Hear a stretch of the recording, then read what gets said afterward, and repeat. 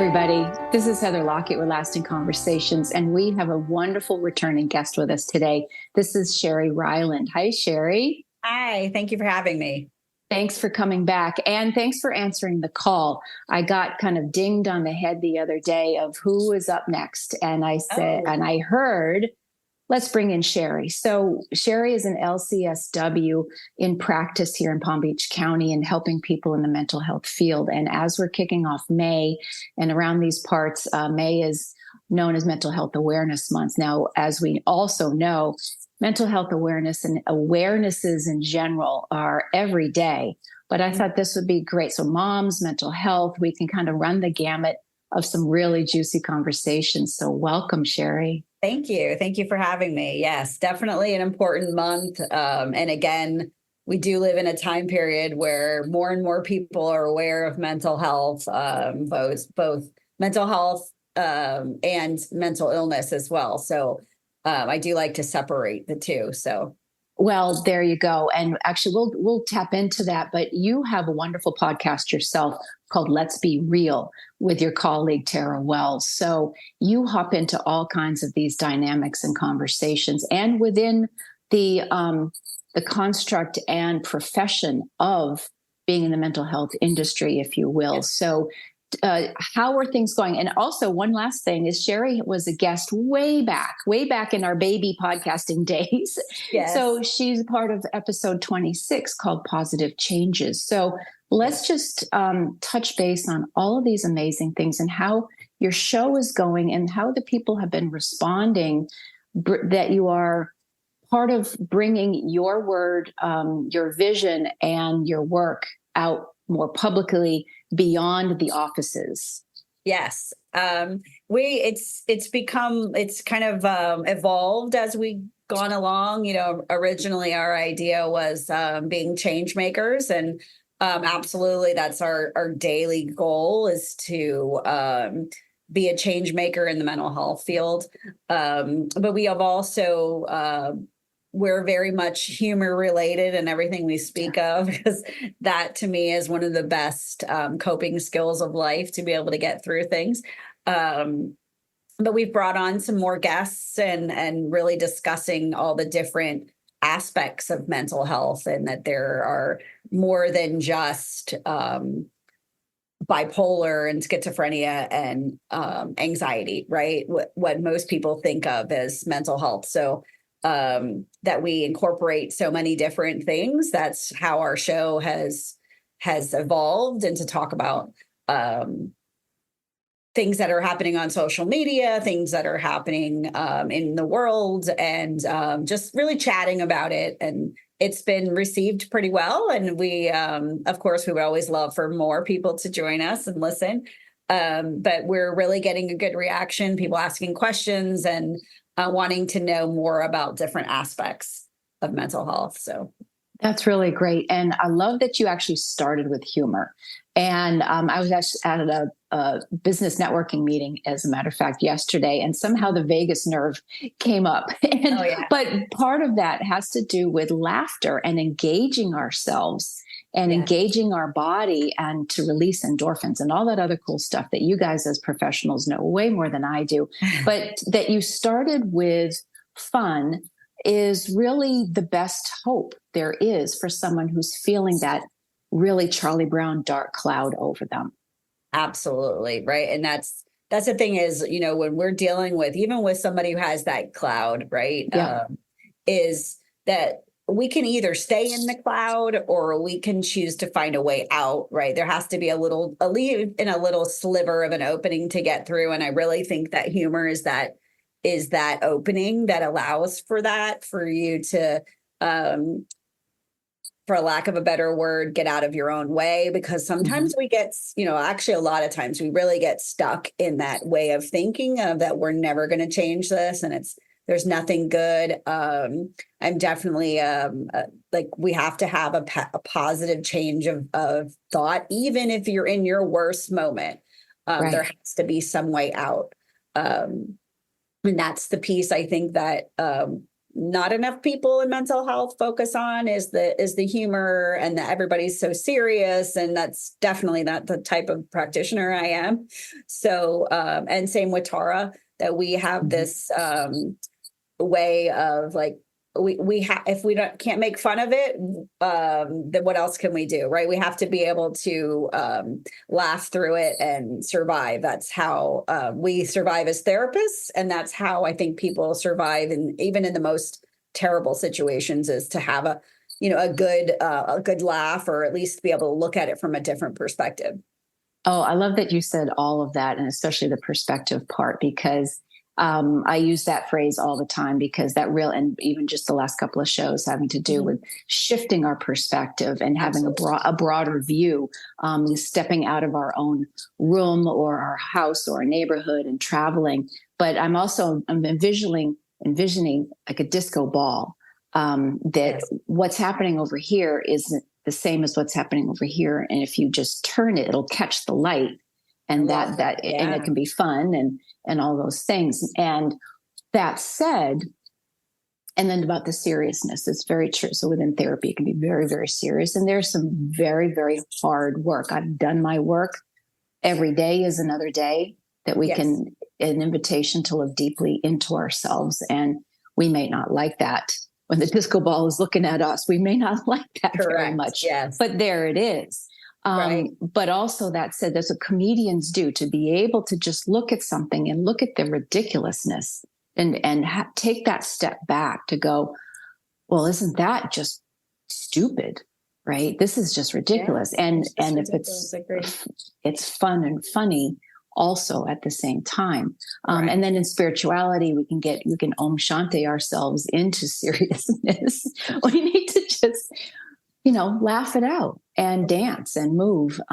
Exactly. So there was something else that you were starting to say in terms of the practitioners. Now, I'm going to start leading with that because one of our other guests, Gail Walker, who's a life doula, who's part of that has to do with the awareness of self-care and who is taking care of the caregivers, or if your own household, the moms. And in a business, who's caring for the caregivers. So when the therapy offices, and I think you guys talk about this a lot, who's helping the helpers? And I'm also bringing this up because there is this sort of fear chaos in the world, right? People are afraid of a lot of things.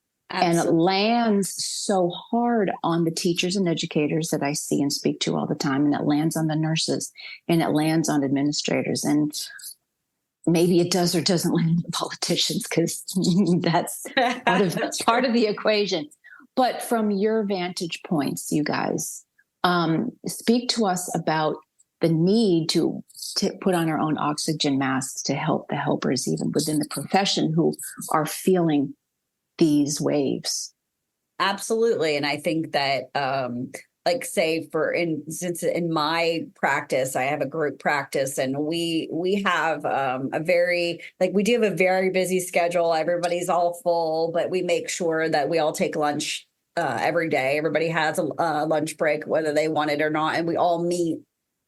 Like when we are all in the same office together, then we all make sure that we're together. We laugh. We're silly. We have lunch together. Just being able to say that, hey, look, we're all here in this together. I may be the business owner, but I'm not.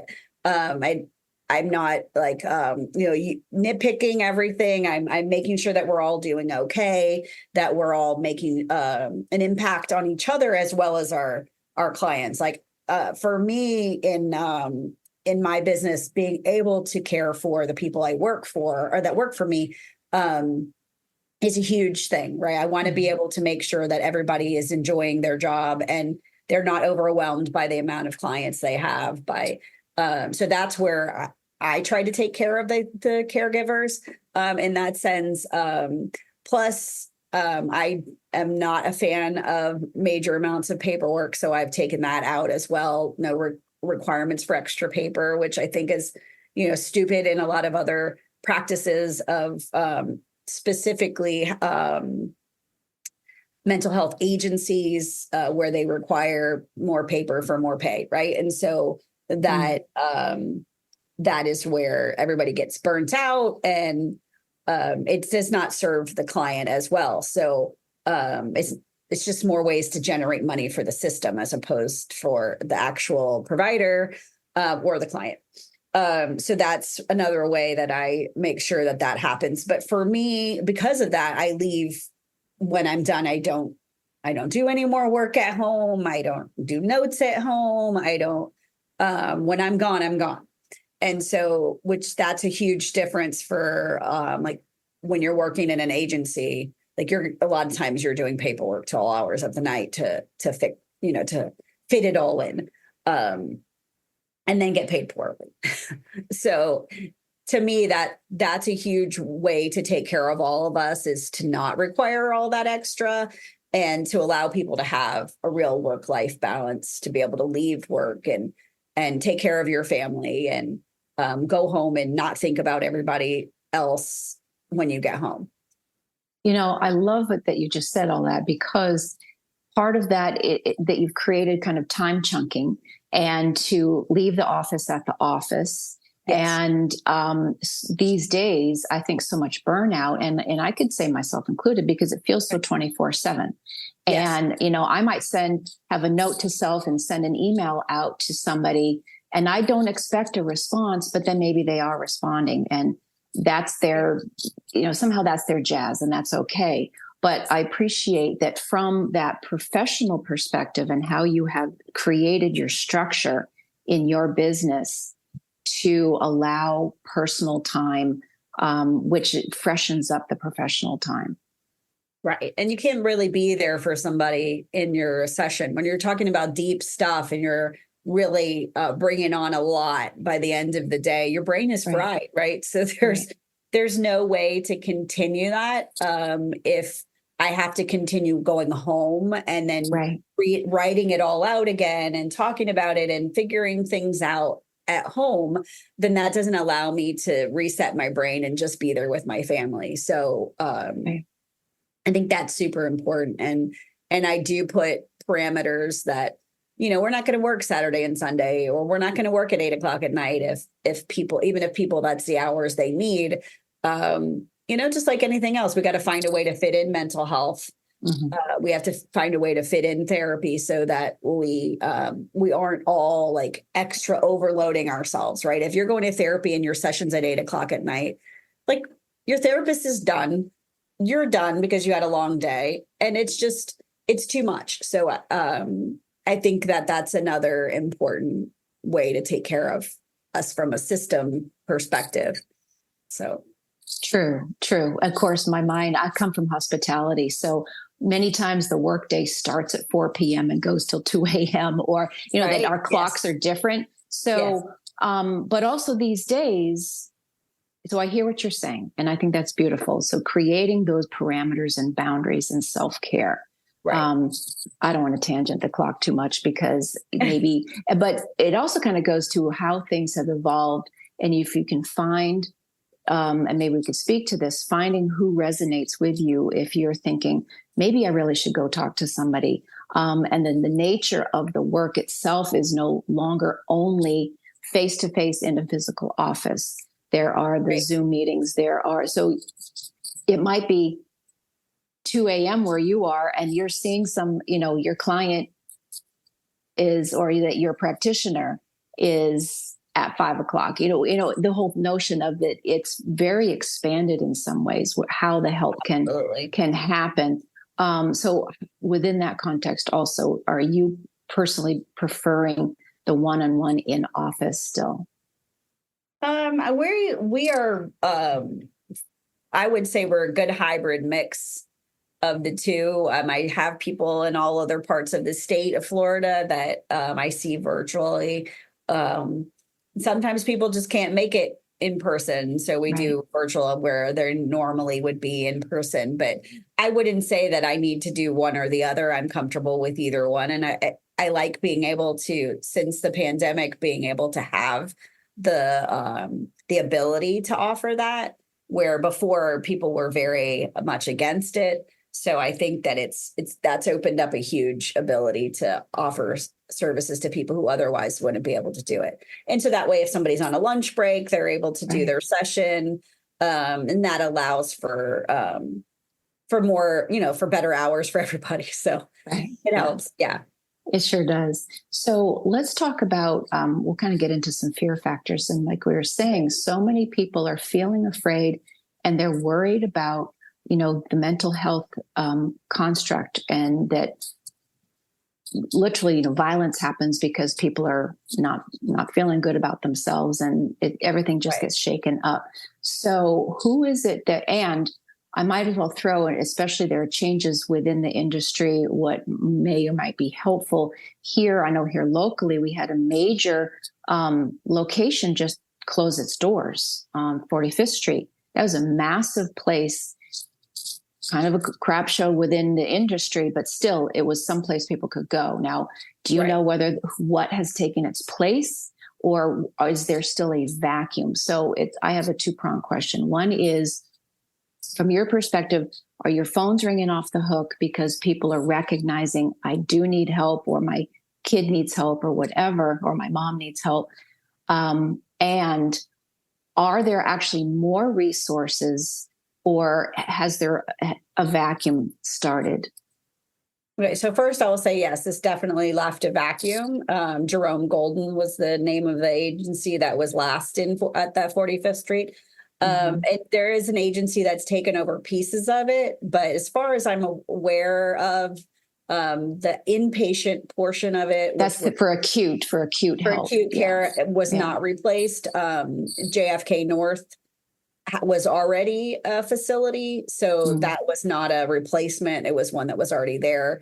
It is on the same road, but it caters to more of a different population, I think. But that vacuum is still there.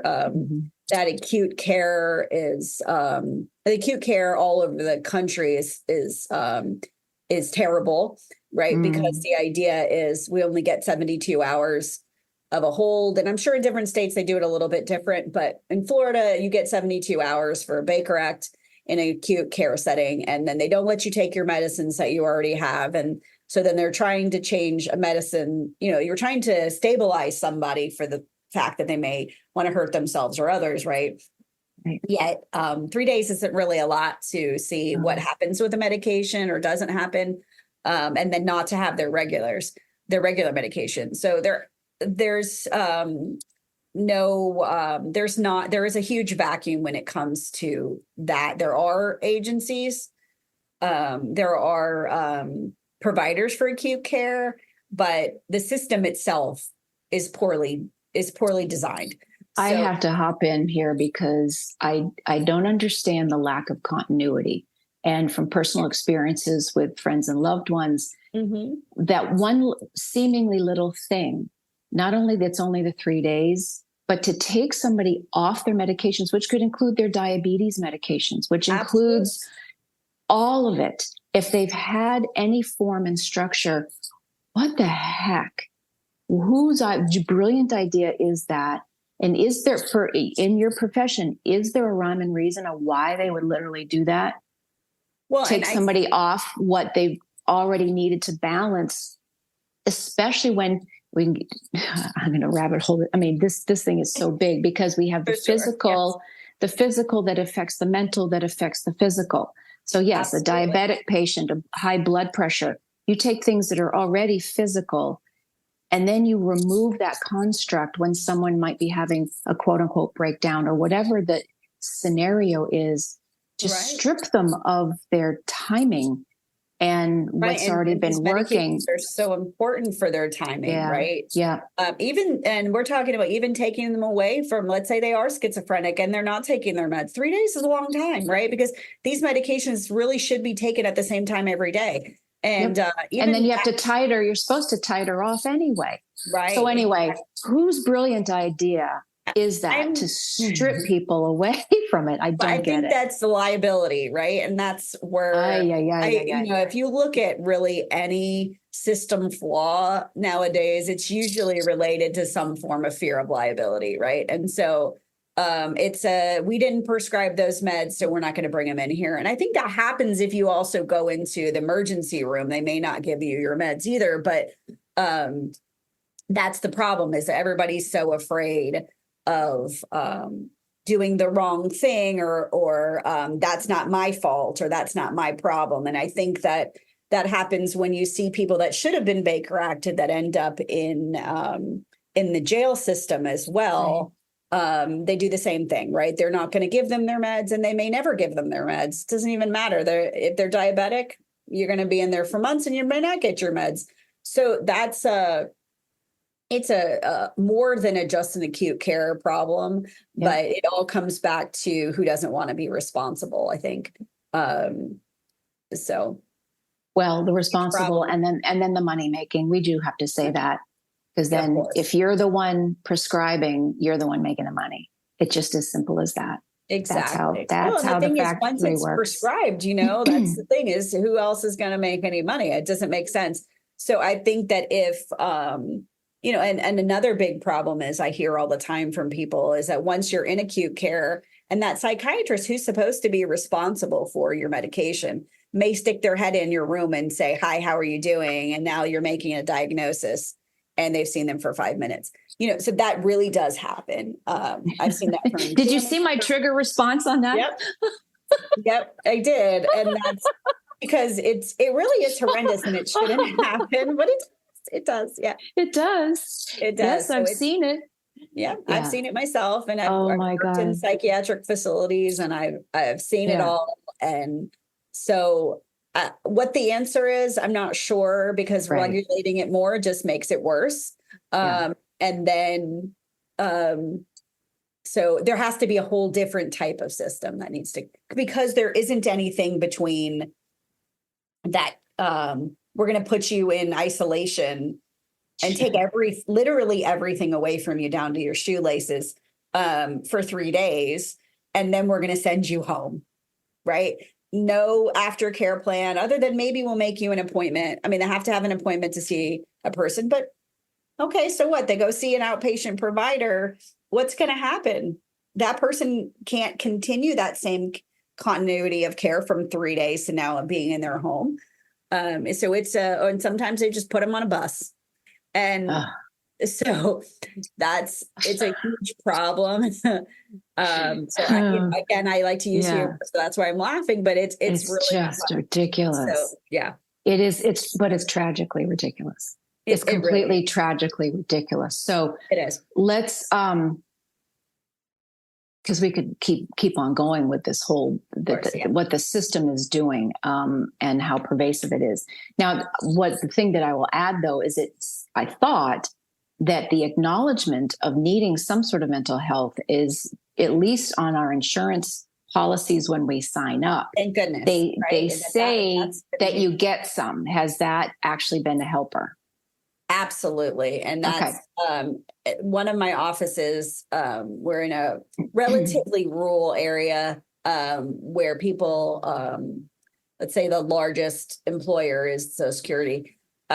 So they are still, at least they are still able to get services. They're able to get, where they are not having to have Medicaid in order to get that, where they can have the Affordable Care Act and pay very little amount of money and still be able to get services, and then be able to build back up to, having something else profitable in their life. Right. So I think that that's become a huge thing, where in the past, a lot of people have not had that mental health component. And so they just could not afford to come.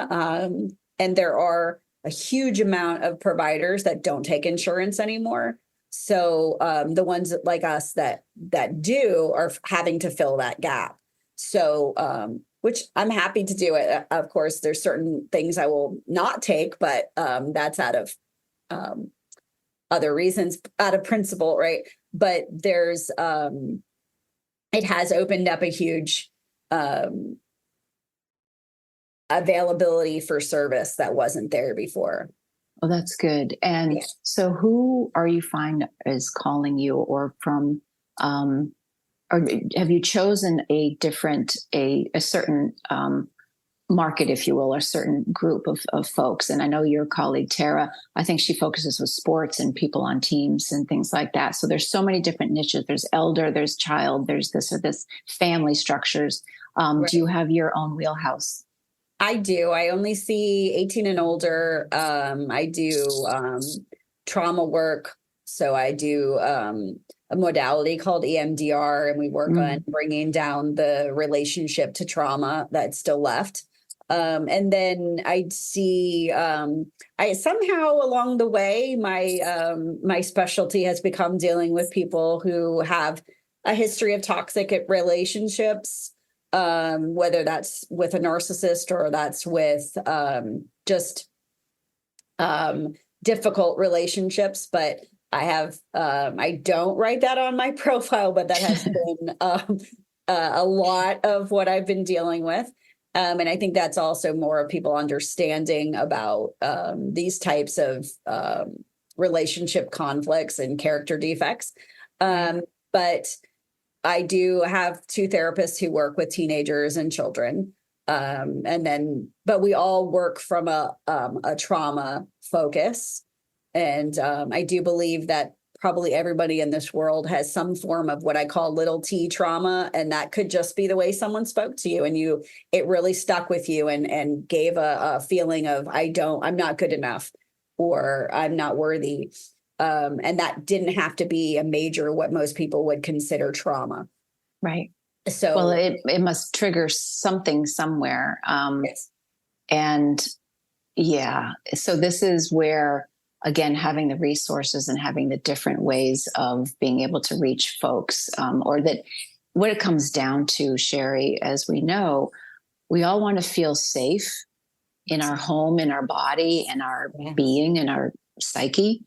We want to feel seen and heard, but we can't even get to that unless we feel safe. And so absolutely talk about that. So these are, you mentioned EMDR, there's other tools, whether there's some people use hypnosis or some people, whatever the different modalities are, then we get into the ayahuascas and things, which I am not going to recommend because talk about needing really, really good practitioners for that.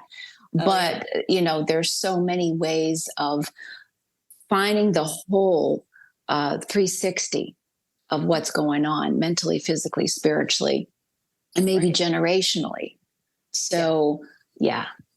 Well, and that's the whole, like when you first meet a client, that's where we're all going to be, is figuring out what that whole being is, right? Because I do deal with a lot of people that are in chronic pain as well. So recognizing that the physical body and the mental component are all one. We are one being, right? And separating it into specialties of an ear versus a nose is not going to make a difference in mental health, right? So the idea is we're all, everybody's dealing with these feelings, and it could be a childhood thing. It could be, yesterday something happened, but ultimately having to put it all together of your physical body holds on to your anxiety. It holds on to the depression.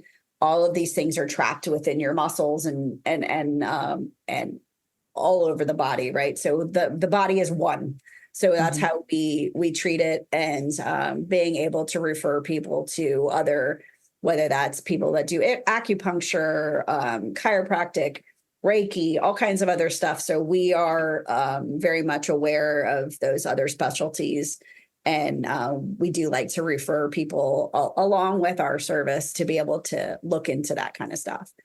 So. Which is great. In a couple of our episodes here on Lasting Conversations, we're actually part of Calm. And I love how, we all thread together with these different ways of knowing that there's hope.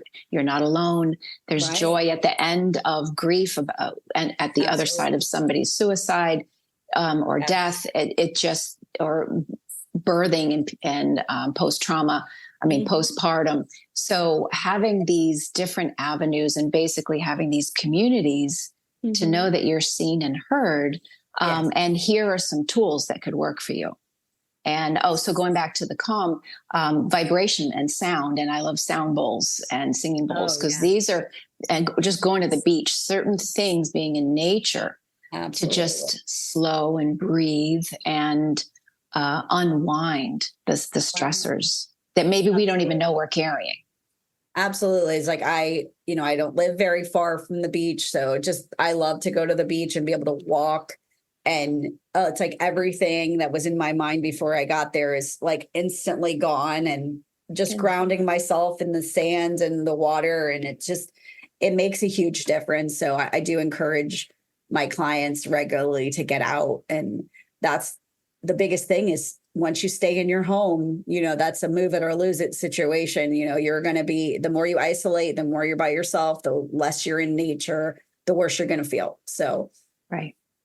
I think that's true. And sometimes we do need that pause if we're out and about all the time and we just need to not talk to anybody or see anybody and cocoon for a little bit. But that's different than what you're saying, which is a complete isolation. Yes, That's not healthy whatsoever. Right. Exactly. So finding that difference, finding that balance. And that's my biggest thing that I say. I have two things. Life is, everything is temporary and everything's about balance. So those things, if we can find a balance in anything, you can function, right? If you recognize that really this thing that's going great and wonderful, I have to enjoy because it's going to change. It's going to morph into something else. It's not going to stay the same forever. And also that big and bad, ugly thing that you're going through is not going to stay the same either. So, so that to me is a core belief that I try to instill. Well, that's great. And what are some of the tools here? You've mentioned the humor, but what else would you like to say for those who, even if they're on the fence or they're thinking, no, I'm fine, right? Fine. I forget what the acronym is, FINE. Somebody's created an acronym for it. But if you're maybe not so fine, right. Or also, if you're worried about your teenager or your this or this, who's the one that really needs to come into the office? You. Isn't that right? Exactly. You both maybe your kid needs the help, but isn't it you first? Yes. Right? Yeah. Well, and that's the same thing. Right? I say that because I've seen many, many parents, many people point their fingers at somebody else. Maybe that person 100,000,000% needs their own help, but we have to do ours first. Right. Well, and I think that there's so many times that people forget that kids that are having such major problems, whether that's anxiety or school issues or anything like that, that really puts so much of a burden and fear on parents. And so there is a lot. So it's coming from both sides, right? Whether that's the parent is the one who's in, pushing that agenda with their child or vice versa. But I do think it's very important. In my practice, I have a lot of where either I have the mother, well, I don't see teenagers, but I do have the parents of a lot of the teenagers that are seen by other people in my office. So that way we're able to, like, they're working on their stuff, we're working on our stuff. And then sometimes we do come together and we recognize that, hey, this is why this is happening here. This is really a family dynamic that needs to change. And so that way, when you already trust your therapist that's working with the parent, it's easier to come and say, hey, this is really a family dynamic here versus the teenager's therapist coming and just saying that themselves. I think you're the problem, Mom, right? So that's hard. But yeah, definitely. I think that, we have people where most of the family is in therapy individually. So I think it's super important. And for somebody looking for a therapist for their teen, teens don't really respond to people who are cold and by the book and, that kind of thing. You need somebody who's willing to be, to challenge that teen and willing to laugh and cry and everything else with them because they really need that different connection. Yep. So. Right. Oh, so beautiful. So beautiful. And I love that the families who are stepping up, they're stepping up and stepping in to go there and be authentic and real with each other and understand that maybe they need some third-party help to navigate. And I think sometimes we do. We need outside perspectives. Because if Absolutely. we're in the soup, we don't necessarily see the whatever is happening in that. Absolutely. We don't Right. really necessarily Yeah. know. So I love that aspect. And I love that people are stepping in and stepping up for themselves and Yes. their families. Great. Thank you. Yes, I'm happy to see that as well. And I do see more and more people starting in therapy that may, 10 years may not have, 10 years ago might Right. not have.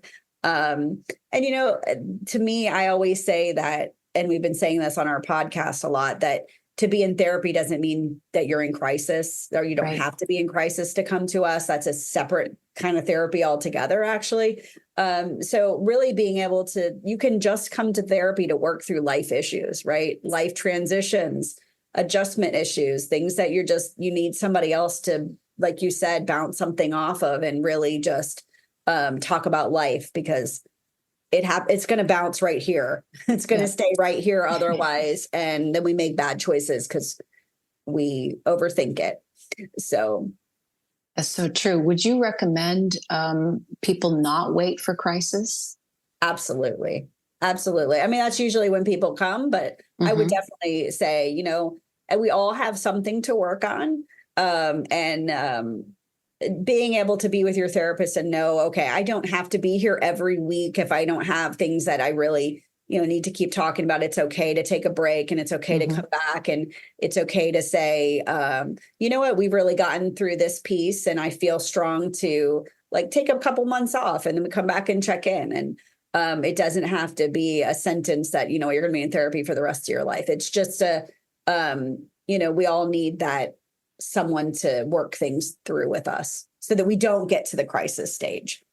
Right. And I like that because I think once upon a time maybe in the dawn of psychology, you thought you were going into analysis pretty much forever, but that became its own circular situation. So the nature of offering the help and receiving the help feels more organic, if you will. Does that sound right? Where maybe it is a tap in. I've got something, there's something ruminating. Let me bounce this off and work through it. It could be a few sessions, and maybe some others are a year, and then, or you titer off, or whatever it is. It seems like there's that clock again. If the timelines can kind of shift as needed. Does that sound about right? Absolutely. I agree. Right. It's definitely a living, breathing entity of its own. And we're going to, we continue to assess. And that's really our job, is to not keep you for the rest of your life. Right. We want to be able to be, to get you to a point where you feel, okay, I can make these decisions and feel good about it. People, a lot of people have problems with boundaries, not having positive coping skills, not being able to communicate in their relationship. So those are things that don't mean that I have a mental illness. They just mean, okay, we're going to, I want to learn these skills that I never learned or I never put into practice. So. And or perhaps verbalize if it's about communication. I don't know how to speak from a space of without it being yelling and screaming, right? Let's learn how to talk to each other. Yes. And that's a challenge. Yes. It's a huge challenge, especially when you're in a relationship and living in the same home. And sure. And if that's how you grew up, if yelling was your language, even culturally, that's a whole thing right there. Absolutely. Agreed. Yes. So Sheri, what would you say, what should people be mindful of if they are thinking, it is time I need to reach out? Because sometimes practitioners ain't the greatest, or maybe they're just not the best for you. What would you say when people are thinking about making a call? Well, I would say, do some research, and Psychology Today is a great, and online, and it's a great way to find practitioners. That way you see their bio, you see everything about them. And ask for a consultation call, or ask, it's okay to come to that first session and at the end be like, it's not for me. That's okay. Right. You don't have to come back. And I think that's connection in therapy is the most important thing. And that's actually been proven that connection is more important than anything else having to do with any modality. And if you don't have a good connection with your therapist, you're not going to get anywhere. you're going to start to feel guilty, and you're going to lie, and you're not going to say things. And then you're working on lies, and that's not going to help anybody. So if you don't feel comfortable with your therapist, don't feel bad, go get a new one. So it's okay.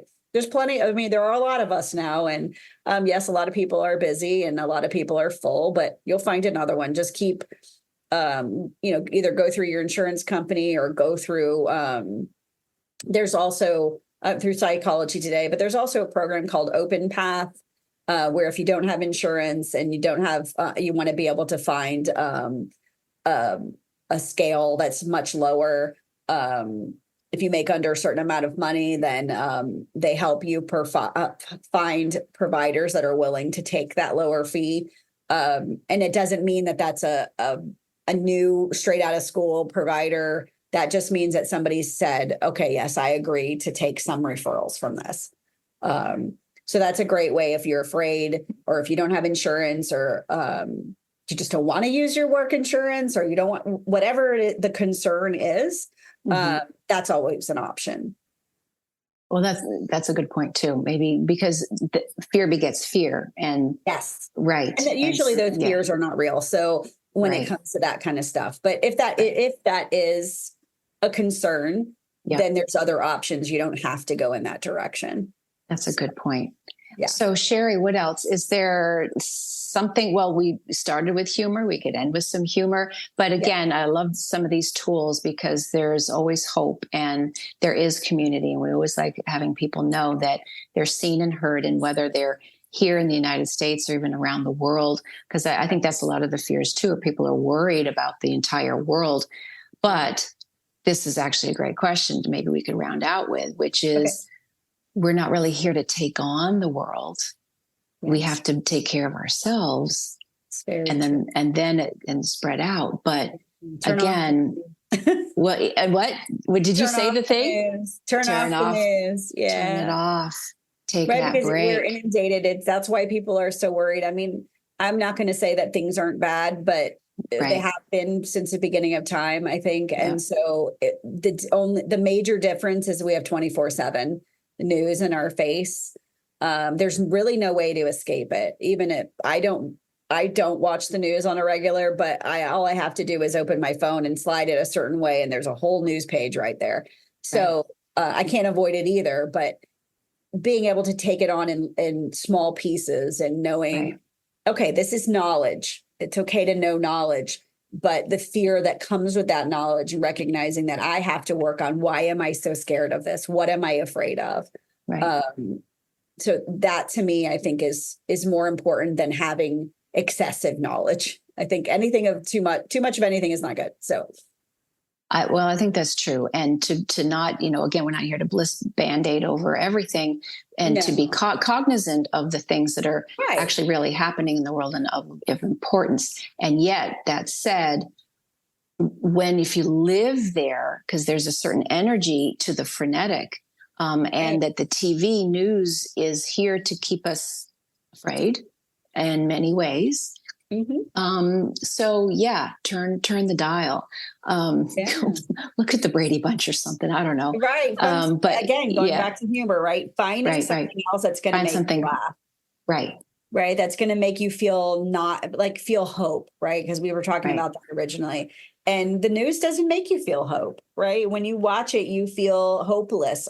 I can't help somebody in another country. I can't physically go over there. Right. Right. So makes people feel hopeless, and that's not a good feeling. So there's a ability to be aware, and then there's hyper aware, and that's when we have dysfunction. So finding your balance of, okay, I need to be knowledgeable. I can turn it on every now and then, or I can find out a different way to get my information. But remembering that peace lies in the middle. We have to stay in the middle. So that's so true. And that's just it too. We may not feel that we can help across the world, but we can help a neighbor. Exactly. Right. Go stay, do where you can. Smile at somebody. Like we really are all in this together. Absolutely. And I feel that's that ripple effect is what happens in our own neighborhoods is the ripple effect, and what we can do to peace in our heart is peace for all mankind. sorry if that sounds a little cliche, but No, I but have a feeling from agree, yes. your chair. Does that work? Absolutely, it does work. Yeah. And that idea of, if you like, there's, that idea that you smile at someone and then they're going to pass that smile on to somebody else, right? If I care for somebody, they're going to care for somebody else. And really being responsible about how you treat other people, that is your responsibility to care for someone else's feelings and not be flippant about everything, right? So there's a difference between humor and using humor for good and using it for just to be a jerk, right? So Right. that idea of not using those things for hurting others, but Right. if we continue to care for those around us, then that continues to go out. I agree with that ripple effect for sure. I love that. I think that's the nice little cherry on the top, right, for this beautiful conversation. So, Sheri, what else do you want to say about your show? Where can we find you?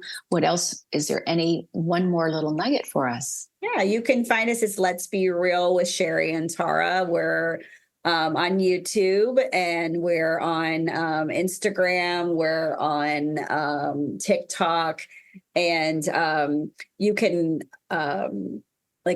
come check out our YouTube, because we need to build our followers, because we that's where we've filled in the latest part of everything, but we really are having fun, and we would love for people to join us and give us some ideas about what else to talk about, and kind of fill that void of us speaking to each other, just speaking in the air. But yeah, I would love to, we are on Spotify, Apple Music, anywhere you find your podcast. So it's Let's Be Real with Sheri and Tara. I love it. And it's so true. And it's really interesting to listen to the show, because those are beautiful. And then to watch, and I'm finding it too, lasting conversations, they're almost two different things. And it's really fun to actually see what's been happening on camera, and what the engagement is. And I'll make a plug for Dr. Temple Grandin, because that one was spectacular. And I will also say, because from her autism spectrum and the work that she does within the mental health really has to do with not being so afraid. Yes. Well, and that's the thing, is that we all, especially as women, right, we're really bad about, oh, not that angle. Don't look at me from that side. Right. So it's nice to be able to, for once, for me as a woman, to be able to look at it and say, okay, it's all right if I don't like my arm in that video. Oh, you're talking about the video. Okay, yeah, right? yeah. She was talking in general fear, but yes. Yeah. You're so correct in terms of, well, that's that rabbit hole, perfectionism. And to see yourself on a big screen is a whole lot different. So that. Yeah. Well, yeah. And Temple Grandin is so amazing. So I'm glad you were able to have her on. And yeah. That's really important, because we're all in this together. And so before we go back on, we could just keep talking, because this is a lot of fun. We connect very well. And I think the last time I saw you, we were in the middle of Walmart parking lot. So maybe I'll see you somewhere in Jupiter. Absolutely, or on the interwebs, and definitely on our podcast shows. So Sheri Ryland, thank you so much for being here. Thank you so much. It was great. Great being on. I appreciate it. Thank you for having me. Thank you. And thanks for listening, everybody. Please like, review, and share this podcast. Tell your friends, spread the good word. We all need to know we're in this world together. Thank you. This is Lasting Conversations. We get to the heart of everything.